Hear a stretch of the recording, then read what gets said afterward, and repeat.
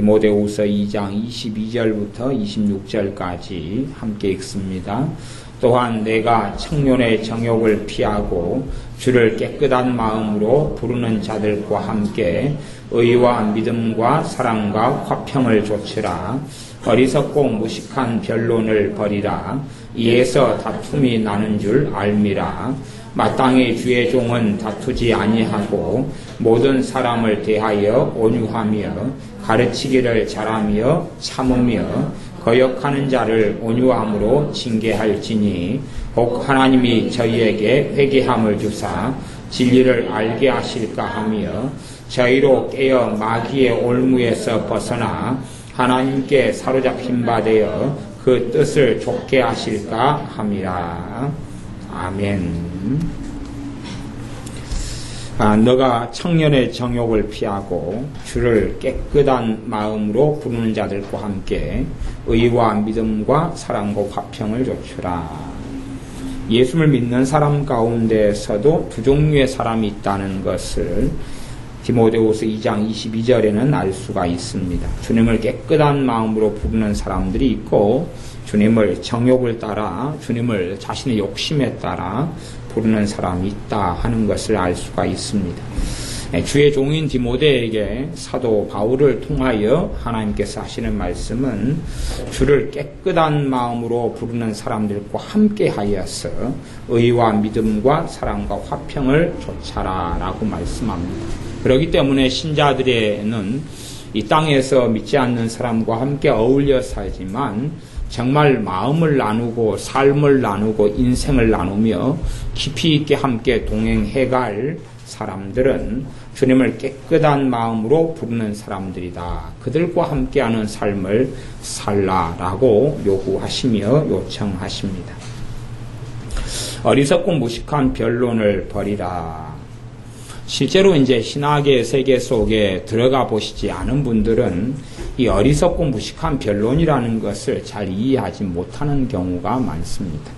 실제로 이 신학이라는 학문, 신학이라는 세계 속에 들어가면 어리석고 무식한 변론은 상상을 불허하게 많습니다. 그래서 어떠한 질문에 대해서 답을 찾고 답을 얻으려면 심지어 몇 년의 시간이 걸려도 답을 찾지 못하고 그렇게 헤매일 정도로 그런 복잡한 질문들, 복잡한 변론들, 어리석고 무식한 변론들이 어마어마하게 많습니다. 그래서 알면 알수록 어리석어지는 세계가 신학의 세계라는 게 있습니다. 물론 바르고 올바르고 건강하고 건전한 신학이 있다는 건 사실입니다.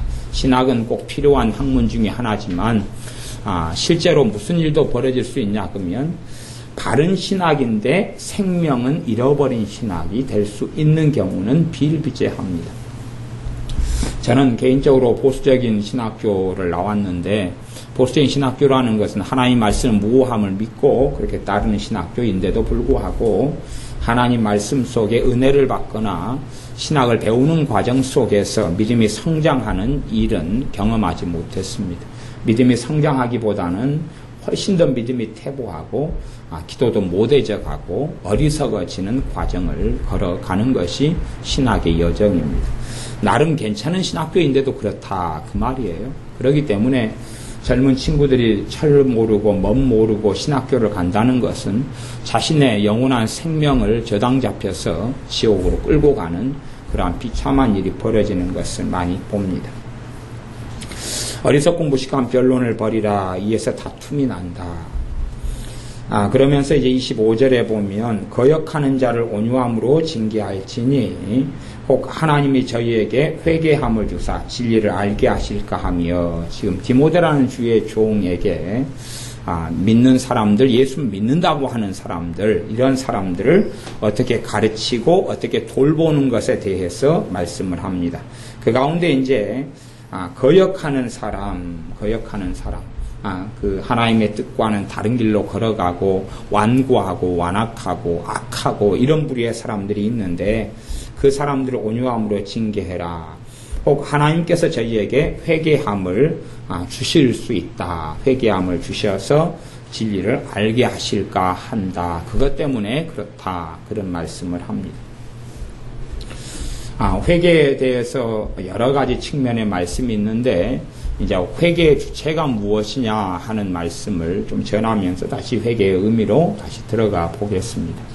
오늘 회개에 대한 시간이 되는 대로 좀 어느 정도 깊이 있게 다룰 수 있었으면 좋겠는데, 오후까지 전하고 다음 주는 어찌 될런지는 잘 모르겠습니다. 이제 회개의 측면에는 두 가지 측면이 있어요. 주체는 내가 회개의 주체고, 그래서 하나님의 말씀을 듣는 사람에게 회개하라, 그렇게 말씀하는 것입니다. 그 다음에 주체가 회개를 하는 주체는 난데 회개를 주셔야지 회개할 수 있는 면이 있다는 겁니다. 그것이 2장 25절이에요. 하나님께서 저희에게 회개함을 주사 그랬죠. 오늘 전에 읽었던 사도행전 11장 말씀에서는 이방인에게 하나님께서 생명 얻는 회개를 주셨다, 그렇게 말씀하는 것. 회개를 주시는 측면, 회개할 마음을 주시는 측면, 그래야 회개가 되어지는 것이 있다. 대신 어떤 것은 거짓말이 되냐 그러면 극단적으로 흘러가는 건 거짓말이 되는데, 하나님께서 내게 회개할 마음을 안 주셨기 때문에 내게 회개하지 못한다, 그것은 잘못된 것, 무조건 그건 잘못되는 것이 됩니다. 하나님께서 내게 회개할 마음을 안 주셨기 때문에 회개 안 한다, 그건 잘못된 것입니다. 이렇게 회개에 대해서는 여러분들이 많은 비유적인 측면으로 생각하고 이해하는 것들이 도움이 되실 수가 있습니다. 바닷가에 아이들이 가면 수영하러 아이들이 갑니다. 그러면은 물속에 들어가면 그때부터 이제 바닷물의 영향을 받고 헤엄칠 수가 있겠죠. 물속에 들어가면 헤엄치고, 물속에 들어가지 못하면 헤엄을 못 친다, 그 말이에요. 그것처럼 물이 하나님의 은혜라 그러면 내가 하나님의 은혜를 찾아서 그 안에 들어가면 되고, 그러면 은혜가 작용할 거 아니에요? 그 다음에 그 밖에 있으면 작용하지 않아요. 내가 그 안에 들어가면 작용하고, 밖에 있으면 작용하지 않아요. 그래서 이 회개는, 하나님께서 회개함을 주시는 것은 하나님의 은혜에 속한 거죠. 은혜는 값없이 주시는 건데, 그런데 내가 그 하나님께서 이 땅 위에 바닷물이라는 것을 값없이 주신 것이 있다 그래도 내가 바닷물을 누리고 헤엄을 치고 그렇게 해서 수영을 하고 그 즐거움을 누리려고 그래도 그까지 가가지고 그 다음에 그 세계 속에 들어가야 한다, 그것입니다. 그것처럼 내가 은혜 속에 들어가지 않으면 그 은혜는 누릴 수가 없는 것이에요. 그래서 회개함이, 하나님께서 내게 회개함을 주셔야지만 누릴 수 있는 부분이 있는데, 이것도 전체의 모습을 다 이야기한 건 아닙니다. 성경의 일부의 성경의 부분을 가지고 그 다음에 그런 요소와 그 부분을 이야기하는 것입니다. 회개함을 하나님이 주셔야 되는데, 그 회개 속에 들어가려면 마태복음 5장의 말씀에는 심령이 가난한 자가 천국이 저희 것이다 그랬습니다. 심령이 가난한 자가 천국이 저희 것이다. 회개는 천국으로 들어가는 문이다 그랬습니다. 회개 자체가 고달프고 고통스러운 것이 아니라 회개는 예수님의 십자가의 복음을 내가 누리는 통로가 되고, 회개를 통하여, 믿음을 통하여 회개는 주님을 붙잡는 것, 주님을 붙잡는 것이 회개입니다. 믿음을 통하여 예수님을 붙잡는 것이 무엇을 가지고요? 내 죄를 가지고 예수님을 붙잡을 때에 내 죄가 전가되고 넘어가고, 그 다음에 내 마음의 변화가 일어나고 생각의 변화가 일어나고, 잡혔던 마귀에게 사로잡혔던 의지가 살아나기 시작하고, 그리고 질병이 치유돼 가고. 하나님의 말씀에는 여러 가지 것이 있습니다. 그 가운데 여러분이 좀 이해하기 어려운 부분도 있는데, 물론 그런 건 너무 많지만 일단은 제가 그 부분을 설명을 좀 해드리겠습니다. 사실과 약속이 있습니다. 사실하고 약속이 있어요. 사실과 약속이 있어요. 그 부분을 주보에다가 오늘 실어진 부분엔 사실과 약속에 대한 부분이 다소 약간 주보에 아마 실어진 것 같아요. 사실하고 약속이 있어요. 약속은 이렇게 해주겠다는 것이 약속이에요. 그 다음에 그 약속 속에 들어가면 약속을 누리죠. 이렇게 해주겠다. 그러니까 기도는 약속에 속한 것입니다. 너희가 구하라 그러면 얻을 것이요, 찾으라 그러면 찾을 것이요, 문을 두드리라 그러면 너에게 열릴 것이다. 그건 약속에 대한 것입니다.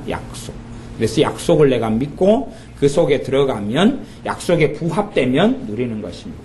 구하라 그랬는데 내가 안 구하면 얻을 수 없고 찾으라 그랬는데 안 찾으면 찾을 수 없고 문을 두드리라 그랬는데 안 두드리면 열리지 않습니다. 그러니 이건 약속. 그 다음에 사실이라는 것은 내가 믿든지 안 믿든지 그대로 되는 진리를 이야기합니다. 물론 그 진리가 자동적이 된다는 이야기를 하는 것은 아닙니다. 가령 우리 주님께서 2000년 전에 십자가에 달리셨습니다. 2000년 전에 달리셨어요. 주님께서 모든 사람의 죄를 위해 십자가에 달리셨습니다. 그것은 사실입니다. 진리인데 사실이에요. 내가 안 믿어도 그 사건과 일이 없었던 것이 안 된다 그 말이에요. 내가 안 믿어도 그건 무효가 될 수가 없는 것이. 주님께서 십자가에 달리신 것은 안 믿어도 무효가 되진 않아요.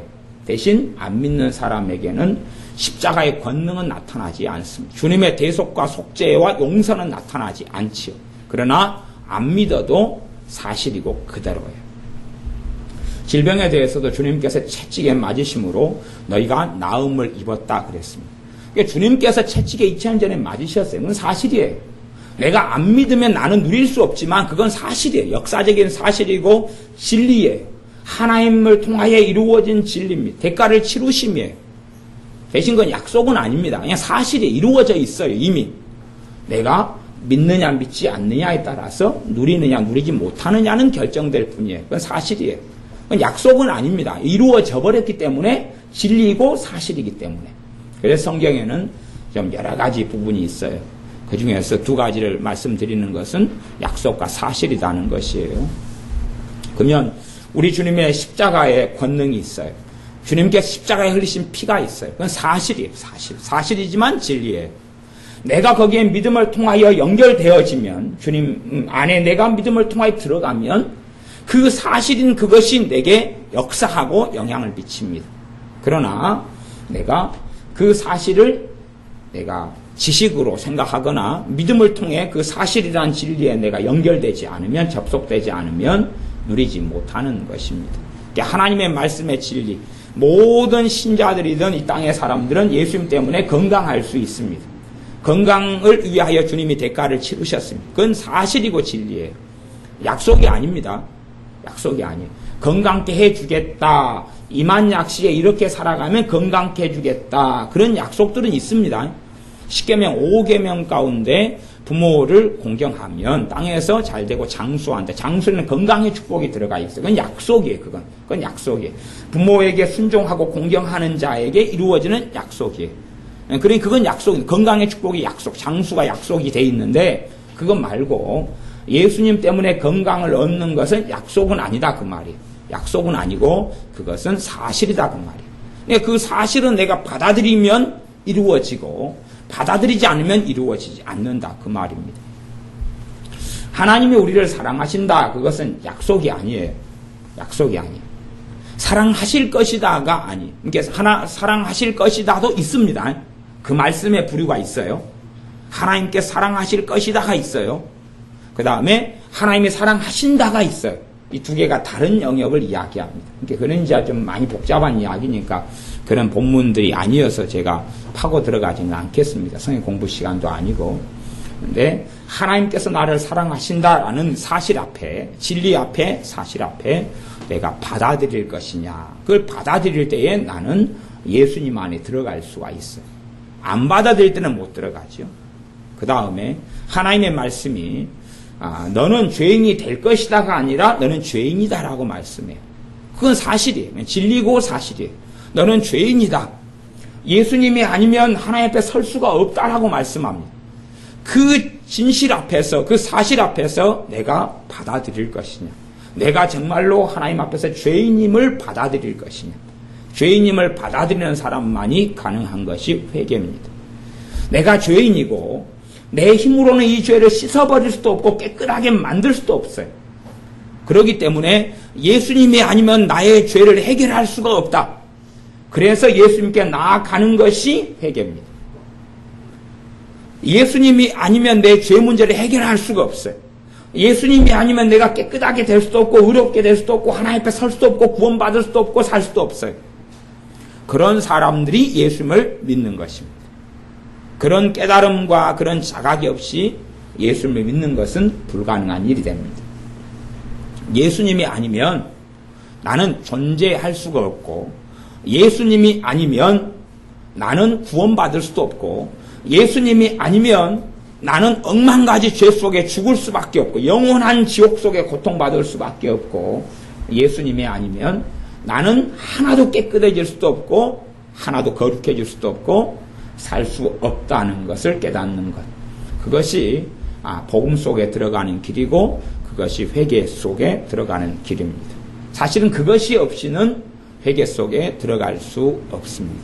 그래서 그것이 없이는 내가 회개를 통하지 않고 구원에 이를 수 있는 길이 있느냐? 그러면 없습니다. 그래서 천국의 문을 제가 비유하자면 회개다. 그리고 회개 자체가 어떤 마음의 변화, 메타노이아, 마음의 변화, 그 다음에 행동의 변화를 내포하는 것인데 그건 결과론적인 이야기다. 결과론적인 이야기고 회개의 본질과 중심은 내가 주님 앞에 엎드리는 것이니까 주님 앞에 엎드리는 것이 누구를 붙잡고요? 주님을 붙잡고. 내가 주님 앞에 회개는 엎드리는 것이 주님을 붙잡고. 그래서 내가 회개로 주님께 엎드릴 때에 주님께서 흘리신 그 피가 역사하는 것이. 내가 주님 앞에 엎드릴 때에 주님께서 치르신 대가를 값을 지불하신 그 십자가의 권능이 나타나는 것이 회개입니다. 회개는 가장 귀한 것이고 회개는 내 자신의 마음을 변화시키는 게 회개가 아니라 내가 주님 앞에 엎드려서 그분 앞에 엎드리고 그분을 붙잡으니까 그분의 은혜가 마음속에 와가지고 변화가 나타나는 것이. 내가 주님을 붙잡고 내 죄를 자백하고 주님이 아니면 안 됩니다라고 엎드리고 주님을 붙잡을 때 십자가를 붙잡을 때에 내 마음의 변화가 일어나고 삶의 변화가 일어나고 내 마귀에게 붙잡혔던 의지가 살아나고 내 삶의 마귀의 공격과 역사가 떠나가고 그러면서 행동의 변화, 삶의 변화가 나타날 수 있는 것입니다. 그래서 회개는 하나님의 은혜 중에 은혜에 속하는 게 회개인데 은혜 중에 은혜에 속하는 것. 그게 회개인데 회개는 믿음이 없이는 가능하지 않다. 그리고 하나님께서 회개함을 주셔야지 되는 측면이 있다. 하나님께서 우리에게 회개를 주셔야 되는데 회개를 받으려면 회개하는 은혜를 받으려면 그것은 굉장히 어렵기도 하고 굉장히 쉽기도 합니다. 굉장히 어렵다는 것은 생각해 보십시오. 교만한 사람이 겸손케 되기가 굉장히 어렵겠습니까? 굉장히 쉽습니까? 굉장히 어렵죠. 그런데 겸손케 되면 은혜가 임합니다. 그래서 하나님의 은혜의 비결은 겸손입니다. 겸손한 사람에게 은혜가 임한다. 그건 약속이자 진리에 속합니다. 내가 겸손한 자리에 있으면 무조건 뭐가 임해요? 은혜가 임하는 것이. 정말로 악한 왕 아합도 겸손하고 겸비했더니 은혜가 임하고 하나님께서 심판을 연기하시고 미루시고 그러셔요. 겸손하면 은혜가 임해요. 그런데 겸손하지 않으면 은혜가 임하지 않아요. 그렇기 때문에 내가 회개의 은혜가 오는 비결도 겸손이에요. 겸손이 낮아짐이에요. 내 힘으로는 나를 깨끗게 할 수 없다. 그건 지금 방임하고는 다른 것입니다. 방조, 방임. 나는 책임지지 않겠다. 나는 내 죄에 대해서 책임지지 않겠다. 나는 내 변화에 대해서 내가 책임지지 않겠다는 것은 아닙니다. 사람의 변화에 100% 책임은 그 사람이 가지고 있습니다. 그 사람 내 변화의 책임 100%는 내가 가지고 있어. 내가 가지고 있는데 문제는 내 힘으로 변화될 수 없다는 딜레마입니다. 내 힘으로 나를 깨끗하게 할 수도 없고 거룩하게 할 수도 없고 하나님의 마음에 들도록 만들 수 없는 것입니다. 없어요. 대신 복음을 내가 붙잡느냐 그렇지 않느냐는 내 선택이 됩니다. 내 선택이 돼요. 우리가 더러운 빨래가 있으면 이것을 그냥 비비거나 털어가지고는 절대 깨끗하게 할 수 없다 그러면 드라이 클리닝을 한다거나 아니면 비누를 빨래 비누를 칠한다거나 슈퍼타이에 넣어야지만이 깨끗하게 된다고 가정한다면 그 자체, 옷 자체만으로는 어떻게 깨끗하게 할 수 없다는 것이죠. 물이 필요하고, 빨래비누나 슈퍼타이나 드라이 클리닝이나 뭔가가 필요하다는 것이. 그것이 있어야지만 옷이 깨끗하게 되는 것처럼. 그래서 우리는 옷이 더러울 때 되면 더러운 옷을 그냥 가만히 방치해 두면서 깨끗하게 되기를 아무도 바라는 사람은 없을 것입니다. 아무도 바라는 사람이 없을 거예요. 어느 날 친구가, 초대를 했습니다. 그래서 진짜 제 친구가요. 제가 초대를 했어요. 그래가지고 그 친구 집에를 갔어요. 가가지고 이제 하룻밤을 자게 됐어요. 자게 되니까 이제 이불도 꺼내고 뭣도 꺼내고 노는데, 그 친구는 굉장히 깔끔한 친구입니다. 깔끔하고 막 머리도 이렇게 무스를 발라가지고 항상 그 목사님, 그 젊은 목사님, 다니엘 김 목사님인가 머리를 빳빳하게 이렇게 세워가지고 하는 그런 아주 깔끔해요. 멋있어요. 옷도 얼마나 잘 입고 깔끔하고 양복이나 뭐나 다 잘 입어요. 앞에서 찬양 인도도 잘하고 굉장히 잘하는 주의 종이에요. 그 집에서 하루 머물게 됐는데 농을 여니까 이제 팬티가 막 나오는데 그냥 막 누렇고 뭐 있잖아요. 막 그렇게 여기저기서 막 튀어나오는 거예요. 그래서 이불을 꺼내고 넣었는데 또 꿈터기에 숨겨진 거 막 곰팡이 낀 거 막 나오는 거예요. 양말 꿈터기에. 그러니까 어떻게 이제 손님이 온다고 어떻게 해가지고 꿈터기에 다 밀어 넣은 거지요. 그래서, 깔끔한 남자는 믿을 것 없다. 그래서 깔끔한 남자를 보고 믿어버리면 여자들은 정말 어리석거든요. 정말 멋있고 깔끔하고 무스 바르고. 다니엘 김 목사님 그런다는 이야기는 아닙니다. 그분 빼고 아주 깔끔하고 멋있고 이런 사람들은 집에 가면 혼자 산다, 자취한다, 뭐 한다면 난리가 나 있는 것을 저는 그 다음부터 봤습니다. 실체가 이렇구나. 그러면 그 양반이 농 속에 자기 막 그냥 팬티 그냥 지저분한 거, 옛날에는 또 팬티를 전부 다 흰 것을 입었어요, 그때는. 옛날 90 몇 년 이야기. 흰 것을 입었어요. 흰 걸 입으니까 누리끼리 하고 막 그냥 뭐 그러잖아요.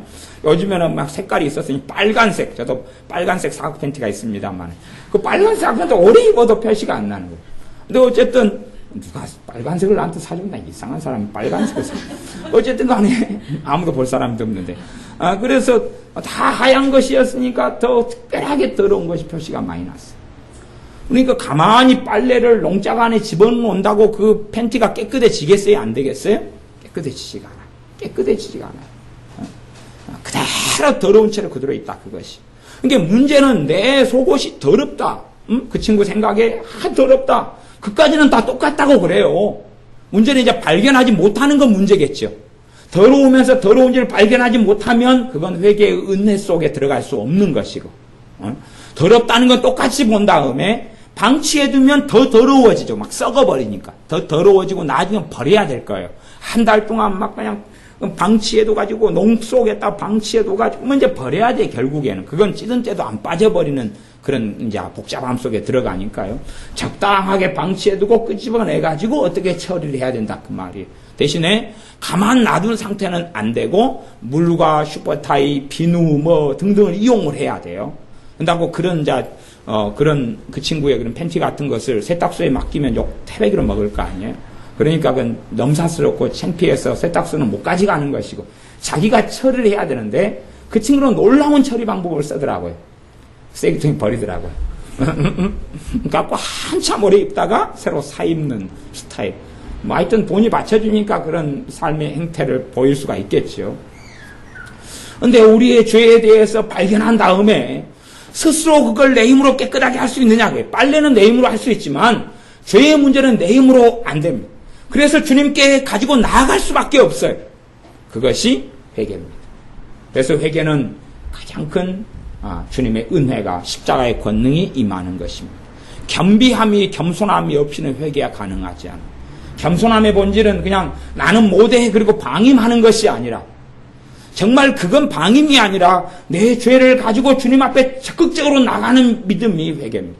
적극적으로 내 허물과 죄를 가지고 나아가는 것이. 나아갈 때에 믿음은 반드시 필요합니다. 어떤 믿음요? 여러 가지인데 그중에 핵심적인 믿음은 나아갈 때에 나를 받으신다는 믿음. 나를 받으신다는 믿음. 어떠한 살인범 살인마라도 주님 앞에 그 사람이 죄를 깨닫고 나아갈 때에 받으신다는 믿음. 한편 강도가 주님 앞에 그 십자가에 매달릴 초기에는 주님을 함께 두 강도가 욕하고 저주했다가 그러다가 이제 시간이 흘러가서 한편 강도가 죽음이 점점 가까울 때에 그의 마음과 생각을 돌이켰습니다. 그래서 예수님을 의지해서 당신의 나라에 갈 때에 나를 기억해 주십시오. 그런 잠깐의 어떤 시간 동안에 그의 인생과 삶에 놀라운 일이 벌어졌는데 그의 영혼이 구원을 받았던 것입니다. 물론 그가 아마 그 사람이 안 죽고 풀려났다면 아마 저는 10중 8구 3 지옥 같다고 생각합니다. 풀려났다. 원래 그래요. 감옥 속에서 예수님을 많은 사람이 믿습니다. 감옥 속에서 은혜도 받고 성령세도 받아요. 그래가지고 신앙생활 한 2년, 3년 잘 하다가 해방돼. 감옥에서 이제 옥살이 다 끝나고 나왔어요. 나온 다음에 개차반이 되봅니다. 나오니까 돈 문제 있지요. 나오니까 가정 깨진 문제 그대로 있죠. 나오니까 빚 문제 있죠. 나오니까 욕 다 듣죠. 나오니까 직장 못 구하죠. 그러니까 그 믿음을 유지 못하고 그냥 다 엉망이 돼버려요. 그런 경우가 참 많아요.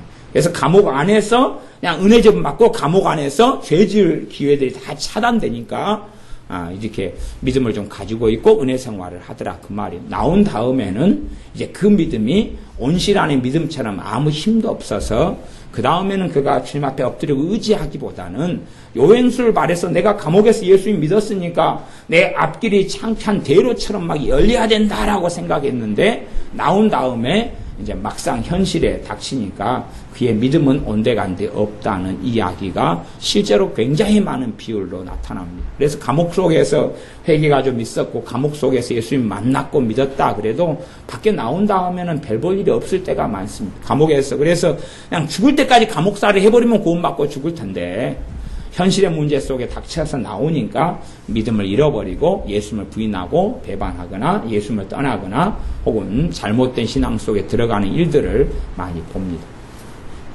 회개의 은혜 속에 들어가려면 겸비함, 겸손함이 필요하다. 겸손함이 필요하다. 주님이 아니면 안 됩니다. 겸손함이 필요하고 주님께 나아갈 때에 주님께서 나를 받으신다는 믿음이 필요합니다. 자요, 제가 아까 사실 이야기를 했습니다. 예수님 십자가는 사실이에요. 그렇죠? 예수 십자가는 사실. 2000년에 세워진 십자가는 사실이고 거기서 주님께서 우리 죄 위에서 피를 흘리시고 죄를 담당하셨어요. 그 사실이에요. 그 사실은 약속의 문제가 아니니까 약속의 문제가 아니니까 내가 이렇게 돼야지만이 십자가의 효력이 나타나겠다는 게 아니다 그 말이에요.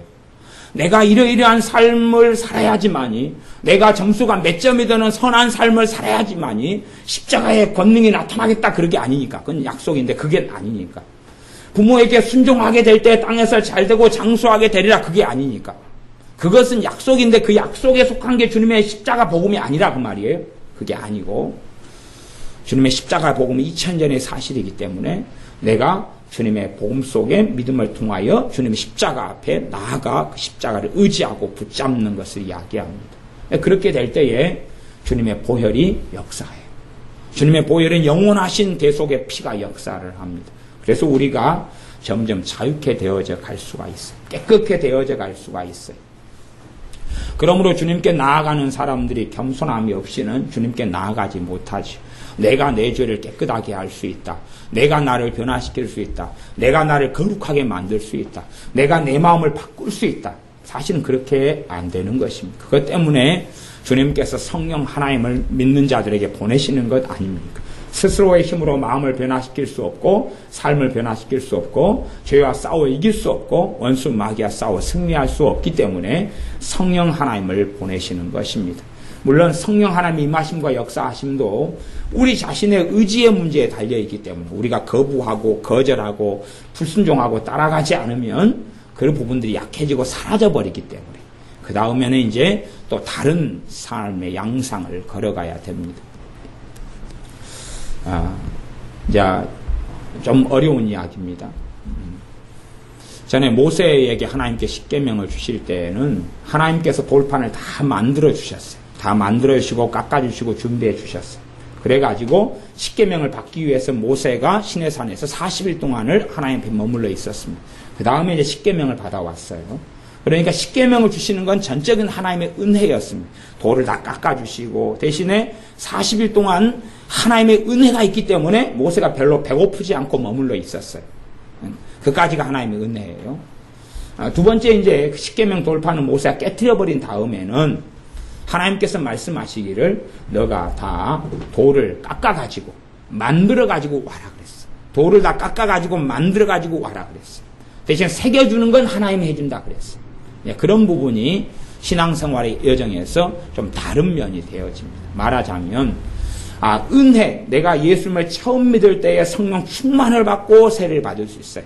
물론 과거보다는 이제 비율이 드물고 과거보다는 약하다 그랬어요. 한국 교회적인 상황 때문에 성령의 역사가 현저히 사라져버리고 약해져 버렸기 때문에 한국 교회 전체적으로 하나님은 우리는 우리 교회 옆에 있는 교회 뒤에 있는 교회 이렇게 해서 우리는 다르게 보지만 하나님 눈에는 이게 다 한 교회예요. 하나님 눈에는 한 교회이기 때문에 이 한 교회 울타리라는 속에서 이 교회가 주님과 관계가 어떻느냐를 봅니다. 공동체로 봐요. 개인적으로 1대1로 만나시는 건 사실이지만 또한 전반적으로는 공동체의 문제로 봅니다. 그래서 주기도문에도 우리가라고 기도를 하라고 그랬어. 우리가 우리에게 죄 지은 자를 사하여 우리 용서하오니 우리 죄를 사하여 주십시오. 우리 기도를 계속 하는 거죠. 우리의 기도라는 공동체 기도를 시키시는 겁니다. 우리라는 것으로 하나님께 다루시기 때문에. 그래서 대한민국 교회라는 전체 주님의 눈에 볼 때 대한민국 교회라는 이 단일한 교회가 이걸 이제 전에는 다른 말로 카톨릭이라는 말로 써서 카톨릭 교회라 그랬습니다. 그러니까 카톨릭이 로마 천주교가 그 단어를 지그들이 갖다 써버리는 것이에요. 어쨌든 간에 그 단일한 교회가 그 카톨릭 교회는 전체 우주적인 교회를 이야기합니다만은 어제 대한민국에 있는 교회가 전반적으로 주님을 떠나버리고 등져버렸기 때문에 소수는 안 그랬겠지만 전반적으로 그랬기 때문에 한국 교회에서 성령의 역사가 현저히 사라져 버렸어요. 그래서 우리의 자녀들 같은 경우에 이제 또 늦게 믿음 생활한 사람들은 그 큰 은혜 속에 깊은 은혜 속에 살아가는 것이 훨씬 어렵게 되어버렸어요. 아주 어렵게 됐어요. 말하자면 한국 교회 전체로 이야기하면 과거에 한 90년 몇 년까지는 모세 10계명 돌파를 줄 때에 하나님이 다 만들어준 걸로 친다면 다 만들어줬다 그 말이에요. 그 다음에 새겨주고 했는데 이제 90년 이후로 2000년이 넘어서부터는 현저하게 한국교회 성령 역사가 한 10분의 1 이렇게 다 사라져버리고 없어져 버렸는데 이걸 다시 회복하려면 모세가 10계명 돌판을 다 깎고 만들었던 것처럼 한국교회가 그런 인고의 과정을 전반적으로 걸어갈 때에 다시금 성령 역사가 임하게 됩니다.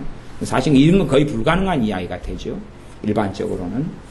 이제 개인의 삶에도 그런 영적인 원리가 작용을 해요. 그래서 내가 예수 영접하고 믿을 때 은혜가 막 강하게 임하고 성령 역사가 임해요. 기도도 잘 되고 성령 역사가 막 임하고 충만함이 있으니까 회개도 잘 되고 주가 잘 깨달아지고 그러다가 이것을 어느 때가 되면 까먹어요.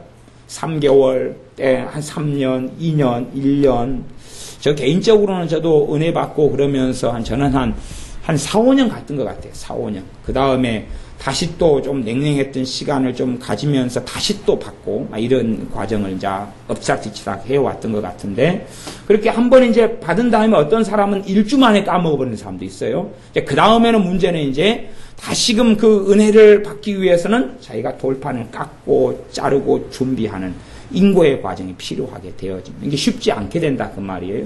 그래서 처음에 은혜를 받는 것은 상대적으로 훨씬 쉬운데 그 다음에 그걸 까먹은 다음에 그 다음에 받는 것, 그 은혜 속에 다시 들어가는 것은 자신이 대가를 치러야 되고 도를 다 만들고 해서 가지고 가서 아마 모세가 40일 동안 금식하면서 하나님 앞에 머물러 있었는데 그 다음 두 번째 십계명을 다시금 새겨받을 때도 40일간 있었어요. 그때는 아마 제 개인적인 생각은 성경에는 없습니다만은 꽤 배가 고프지 않았을까 그런 저는 추정을 합니다. 왜냐하면 하나님의 그 원리적인 측면에 볼 때는 그 다음에 40일 동안 머물러 있는 거는 좀 그 전에는 배가 하나도 안 고프고 40일간 있었다면 그 다음에는 충분히 배고플 수 있었겠다. 제가 나중에 모세의 할아버지를 만나면 물어보려고 준비하고 있는 질문 중에 하나입니다. 나중에 가서 물어보려고. 근데 그런 것처럼 우리의 삶 속에 하나님의 은혜 속에 들어가는데 그 은혜에 가장 중요한 은혜 중에 하나가 회개죠. 근데 회개의 은혜가 있는 사람은 죄가 쉽게 깨달아져요. 죄가 잘 깨달아지면서 죄가 풀려나고 깨달아지면서 마귀에서 떠나가고 깨달아지면서 믿음이 성장하고 죄가 깨달아지니까 그에 따라서 말씀이 깨달아져 갑니다. 그런 여정을 거쳐가는데 이제 은혜가 다 떨어져 버리는 사람은 알 수 있어요. 은혜의 핵심 중에 하나가 회개니까. 그러니까 은혜라는 게 오면 죄가 깨달아지고 회개가 잘 되고 하는 은혜가 함께 있다 그 말이에요.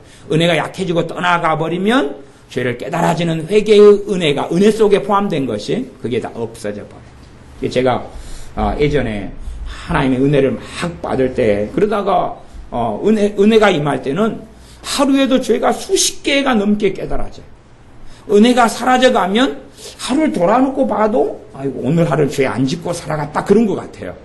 근데 하나님의 은혜가 임할수록, 은혜가 깊이 임하고 강하게 임하면 내가 오늘 은혜가 10만큼이 은혜가 있다, 성령의 역사가 있고 은혜가 있다, 그러면 10만큼 있을 때는 죄가 50개가 깨달아져요. 막 주님 앞에 엎드려 회개하고 막 그럴 때 되면 50개가 깨달아져요.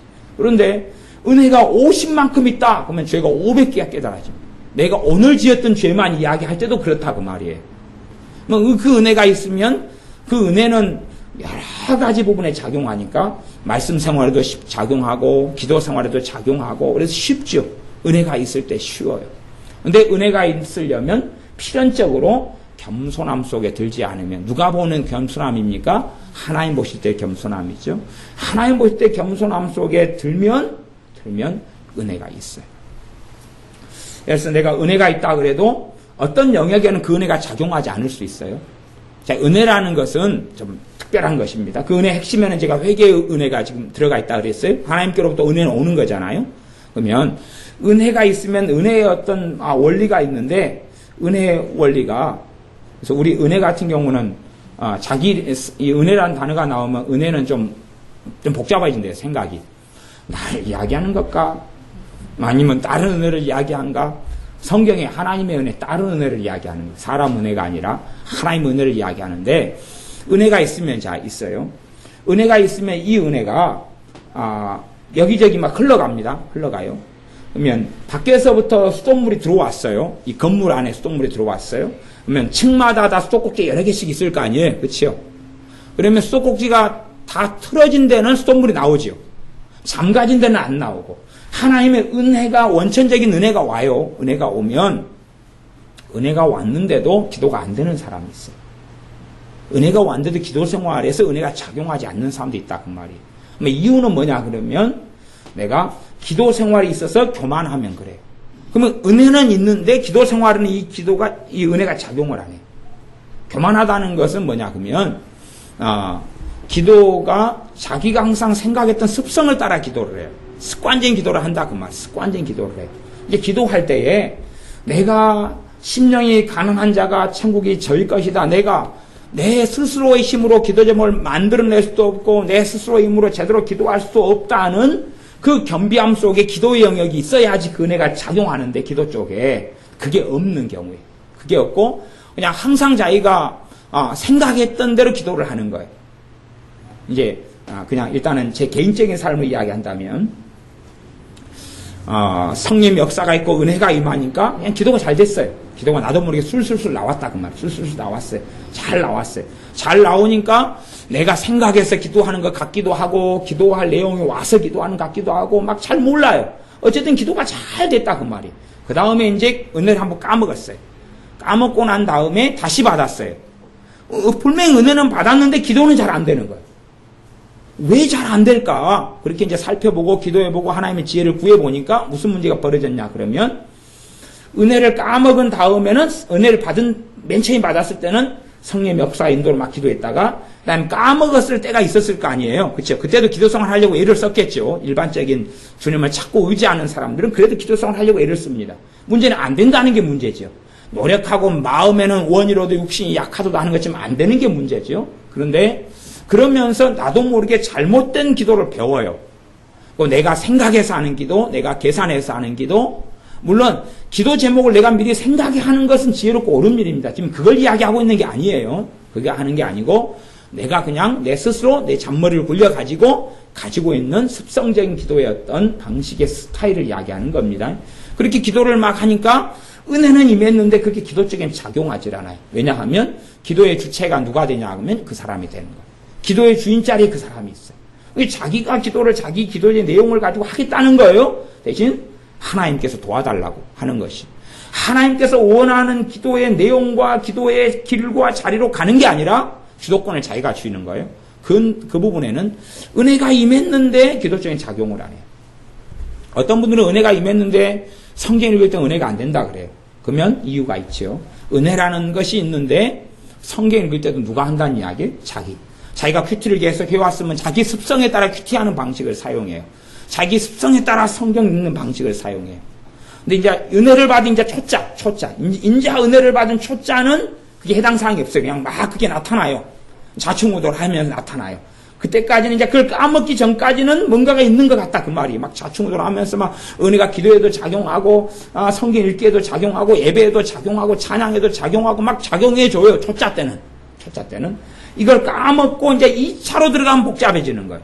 왜? 은혜 받기가 이제 어려워져요. 내가 돌판을 만들어내고 깎아내고 해야 되기 때문에 내가 대가를 이제 치루어야지만이 다시 은혜 속에 들어가요. 그러니까 이게 단순하게 잠깐 내가 마음을 가난케 하고 겸손케 했다 그래서 은혜 속에 들어가지지는 않는다 그 말이. 대가를 치루어야 돼.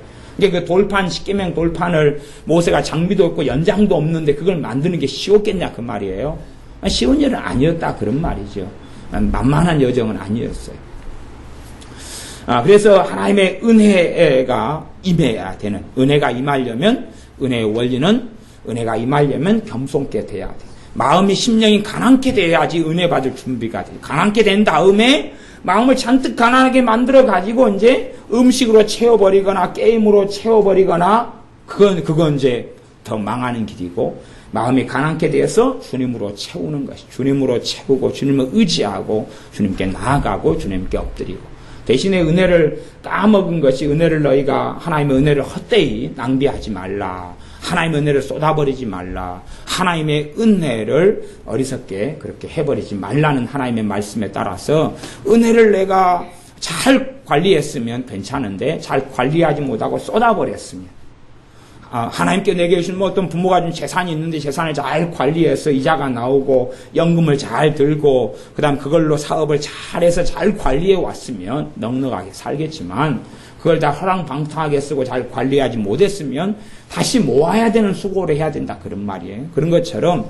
하나님의 은혜를 처음에는 주시는데 그 다음에 그걸 까먹고 없애버린 다음에는 다시금 그 은혜 속에 든다는 것은 굉장히 어려운 여정과 길이 됩니다. 그건 어쩔 수 없는 거예요. 그건 어쩔 수 없어요. 그래서 우리가 뭐 가령 들어서 그러잖아요. 부모도 옷이 없어서 부모가 새 옷을 사줬어요. 새 옷을 사줬는데 얘가 2, 3일 만에 그냥 옷을 찢어버리고 더럽게 버리고 망실해버리고 그랬어요. 그러면 그 다음에 부모가 새 옷을 사주기가 쉽냐 그 말이에요. 돈이 넉넉하고 부자라면 몰라도 형편이 그렇게 딱히 그렇지 않으면 이제 그것이 하나님은 부자시지만 은혜는 하나님의 공의에 따라서, 하나님의 사랑에 따라서 임하는 그 복잡한 원리가 있습니다. 그것 때문에 쏟아부어진 다음에는 그냥 이렇게 오질 않아요. 그런 이제 좀 그건 어려운 영역이니까 내비두더라도 어쨌든 부모가 옷을 갖다가 사줬는데 자녀가 찢어버리고 함부로 관리하지 못하고 그랬으면 그 새 옷을 바로 사주기보단 그걸 꿰매 써야 되잖아요. 꿰매 써야 돼. 그러니까 어떤 아이에게 이 옷을 사주면 한 1년에 입어야 된다 그러면 그냥 한 달 만에 그냥 망가뜨려 버렸으면 이제 헌 옷을 구해주면 구해줬지 새 옷을 잘 사주기는 어려운 것이에요. 옛날 형편과 옛날 삶을 생각하시면 그럴 수밖에 없다는 걸 생각하셔야 돼요. 그런 것처럼 실제로 하나님의 은혜를 내가 망가뜨려 버리고 까먹고 잃어버렸으면 다시금 새 것을 받고 다시금 어떻게 하는 것은 어려운 측면을 가집니다. 하나님의 은혜의 중심 안에는 회개가 있다는 것, 회개가 있는데 그 회개하는 은혜, 또 하나님의 은혜를 받을 때 회개하는 은혜도, 은혜는 왔는데 회개하는 은혜는 작동을 안 할 수도 있어요. 작동을 안 할 수도 있어요. 그쪽 영에 작동이 안 할 수도 있어요. 그 중심에 속하는데도 작동을 안 할 수 있어요. 작동을 안 하면 그 은혜는 전반적으로 신속하게 사라져버려요. 말하자면 은혜의 핵이, 엔진이 뭐냐고 회개거든요. 은혜의 엔진이 회개예요. 엔진이라는 것은 이게 작동을 제대로 정상적으로 하고 주 모터가 작동을 하고 있어야 보조들이 다 살아나는 거예요. 그런데 이것이 딱 깨지고 망가져 버리면 나머지가 오래 가질 않아요. 그래서 하나님의 은혜가 온 다음에 회개의 엔진이 제대로 작동을 하지 않고 회개 속에 잘 들어가지 않으면 은혜는 그냥 금방 까먹어버려요. 금방 잊어버려 까먹어버려요. 은혜만 즐기고 막 춤을 출 수도 있어요. 웃을 수도 있고 춤을 출 수도 있고 너무 기뻐서 좋을 수도 있고 또 너무 재미나고 막 기쁨이 있으니까 하나님의 은혜를 받아서 너무 기쁘고 좋으니까 그 다음에 여행 다니는 사람들도 있어요. 여행을 다녀가지고 해외여행을 한번 갔다 왔어요. 그전에는 하나님의 은혜가 없을 때는 먹어도 먹은 것 같지가 않고 구경을 해도 재미도 없고 그 다음에 옷을 새로 사도 행복하지 않았다 그 말이에요. 근데 하나님의 은혜가 오니까 보면 꽃이 신기하고 나무가 신기하고 옷을 사 입어도 좋고 쇼핑을 나가도 너무 좋은 거예요. 마음에 기쁨이 오고 평안이 오니까. 그래가지고 어떤 분이 해외여행을 가셨어요. 너무 좋고 기쁘니까. 하고 2주간 해외여행 갔다 온 다음에 은혜를 다 까먹었어요. 왜냐하면 회개의 엔진이 돌아가질 않으니까. 회개의 엔진이 돌아가질 않으니까.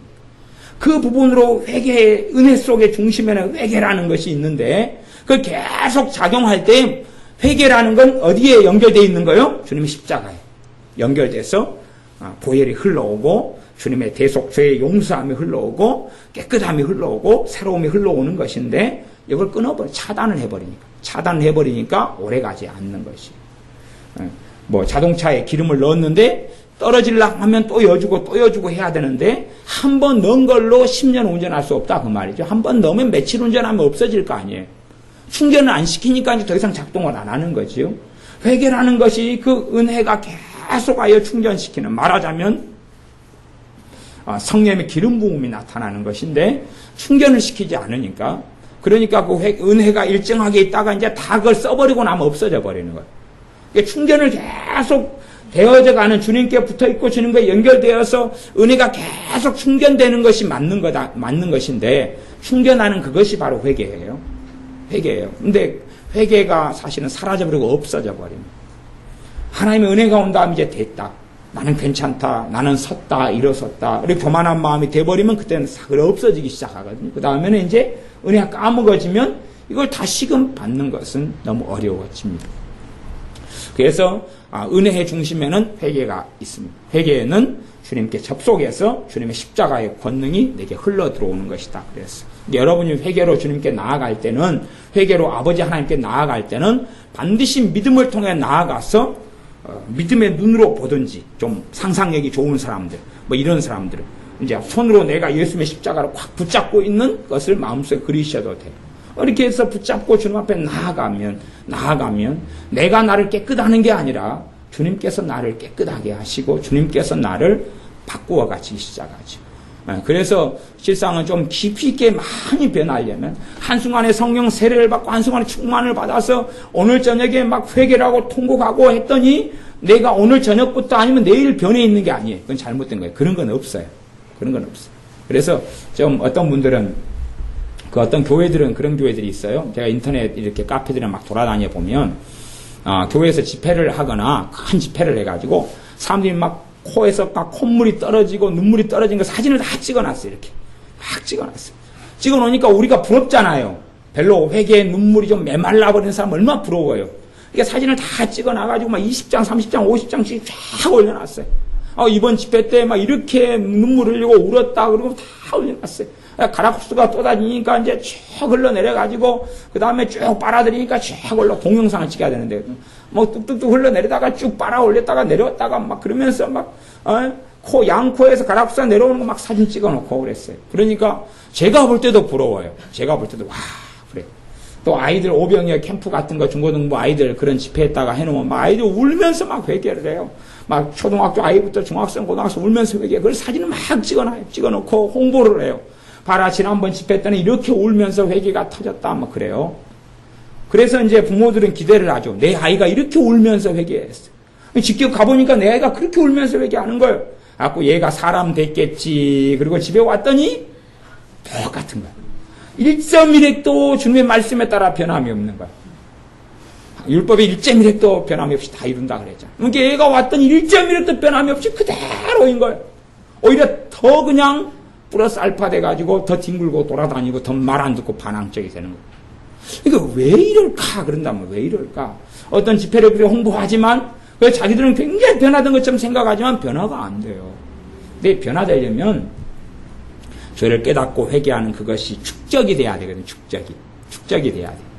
예, 그러니까 그것이 10번, 20번, 30번 막 가락국수를 안 흘리고 눈물을 그렇게 안 흘린다 그래도 성령이 역사하심에 따라 제가 깨달아지고 다시 주 앞에 나아가고 그것이 50일, 70일, 100일 이렇게 차야지만이 사실 변화가 일어나거든요.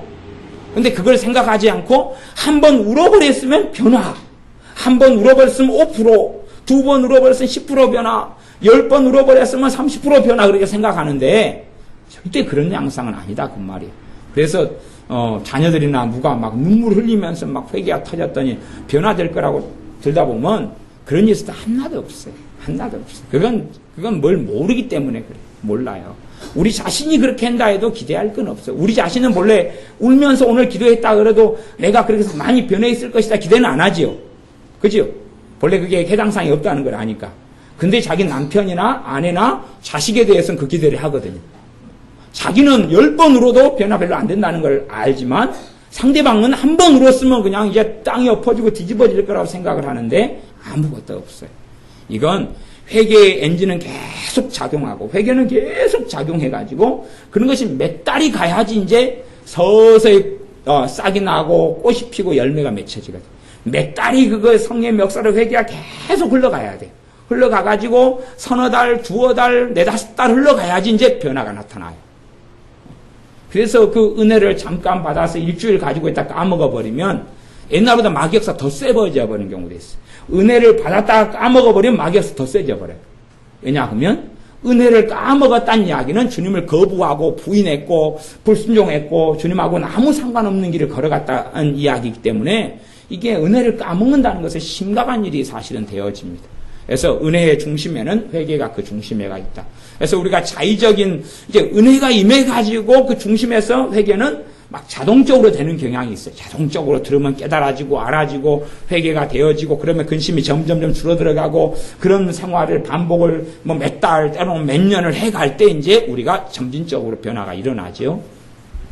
거꾸로 이제 그 은혜가 사라진 다음에도 하나님 은혜 속에 들어가는 문이 회개의 문이죠. 회개의 문이에요. 그건 엔진이기 때문에 회개의 문이에요. 회개의 문을 통하여 은혜 속에 들어가는데 그러려면 겸손함과 겸비함이 필요하다. 그래서 겸손한 자에게 은혜를 주신다. 심령이 가난함이 필요하다 그랬습니다. 그래서 마음이 가난케 되어지고 주님 앞에 엎드려서 나아갈 때에 회개의 은혜로 역사를 해주셔요. 회개의 은혜로 역사해요. 그러나 반드시 중요한 것은 회개라는 것은 은혜의 통로라는 사실입니다. 회개를 통해서는 하나님의 그 큰 사랑을 누리는 것. 내 의를 의지해버리고 내가 이렇게 부족하고 허물이 많은데 내가 어떻게 될까? 그러면은 빨래가 더러운 빨래, 시커먼 빨래 그런 빨래가 있을 때 빨래 행위를 보고 빨래를 깨끗게 해주는 건 아니죠. 그죠? 더러운 빨래니까 깨끗하게 만들 거 아니에요. 그런 것처럼 우리가 죄인인데 얼마나 더러우냐, 얼마나 지저분하냐, 얼마나 덜 더러우냐 문제는 아니다. 그런 말이에요. 물론 더 더러울수록 더 깨끗하게 되는데 더 많은 수고와 시간이 필요한 건 사실이에요. 한 큐에는 절대 안 되니까. 모든 게 한 큐에 될 수가 없어요. 한 큐에 된다면 수학 못하는 여러분 자녀 가지고 안수기도 몇 번 해줘 버리시죠. 네? 수학 못하니까 안수기도 주여 주여 주여 믿습니다. 그러니까 갑자기 중학교 1학년 수학이 확 들어와 버리고 다시 안수를 막 2번 해보고 3번 하니까 2학년 수학이 확 들어와 버리고.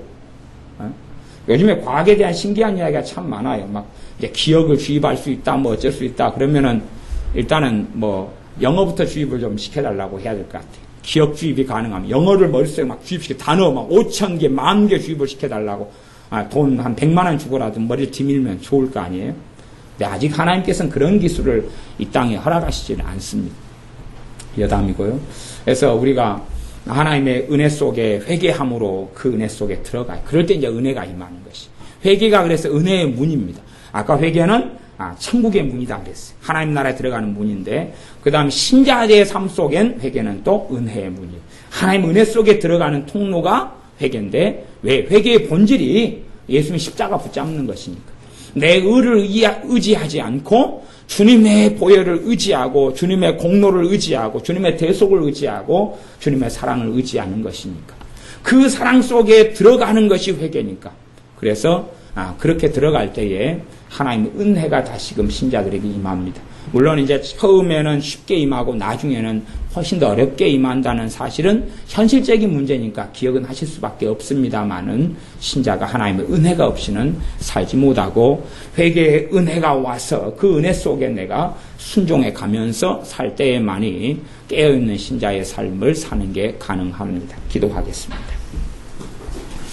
아버지 하나님, 회개와 은혜에 대해서 말씀을 나누었습니다. 하나님의 은혜를 풍성하게 헛되이 은혜를 받지 않고 풍성하게 계속하여 관리하며 누리는 자녀들이 우리가 되도록 도와주시옵소서. 또한 회개의 중심에 하나님의 은혜 주시고 회개할 마음을 주시는 것과 우리가 회개할 마음을 가지는 두 가지 요소가 있는데, 이 두 가지 요소가 긴밀한 가운데 회개 속에 나아가는, 방임하거나 어리석거나 내가 해야 될 책임을 회피하는 자가 아니고, 또한 나아가서 내가 다 할 수 있다는 교만 가운데 나아가는 자녀가 아니라 좌로우로 치우치지 아니하고 겸비함 가운데 회개케 하시는 주님의 은혜 앞에 믿음을 가지고 십자가 앞에 나아가는 우리들이 되어져서 회개의 은혜가 임하고, 또한 하나님의 풍성한 은혜가 우리의 삶의 여러 영역에 나타나도록 우리를 불쌍히 여겨 주시옵소서. 예수님의 이름으로 기도하옵나이다. 아멘.